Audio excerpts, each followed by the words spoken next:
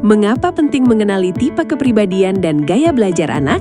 Pernah nggak ayah dan bunda merasa bingung? Kok anak saya kalau belajar 5 menit saja sudah bosan, sementara temannya bisa duduk belajar berjam-jam? Atau, kok kakaknya suka membaca buku, sedangkan adiknya lebih senang belajar sambil praktek? Padahal mereka tumbuh di rumah yang sama. Kalau pernah mengalami hal seperti itu, tenang. Belum tentu anak Anda malas, belum tentu juga anak Anda kurang pintar. Bisa jadi, cara belajarnya memang berbeda. Setiap anak memiliki tipe kepribadian dan gaya belajar yang unik.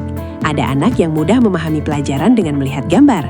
Ada yang lebih cepat mengerti jika mendengarkan penjelasan. Ada juga yang baru benar-benar paham ketika mencoba langsung dengan praktek.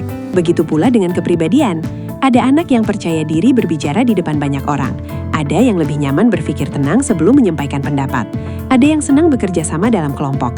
Ada pula yang lebih fokus ketika bekerja sendiri. Tidak ada yang lebih baik, tidak ada yang lebih buruk. Mereka hanya memiliki cara belajar dan cara berkembang yang berbeda. Sayangnya, masih banyak orang tua yang tanpa sadar membandingkan anaknya dengan anak lain. Kenapa kamu nggak bisa seperti kakakmu? Temanmu saja nilainya bagus. Padahal, setiap anak memiliki jalan tumbuhnya masing-masing. Ketika kita memahami tipe kepribadian dan gaya belajar anak, proses mendampingi mereka akan menjadi jauh lebih mudah. Kita tahu bagaimana cara berkomunikasi yang efektif. Kita tahu bagaimana cara memotivasi mereka. Kita tahu metode belajar yang paling sesuai. Dan yang paling penting, anak akan merasa dipahami, bukan dipaksa menjadi orang lain.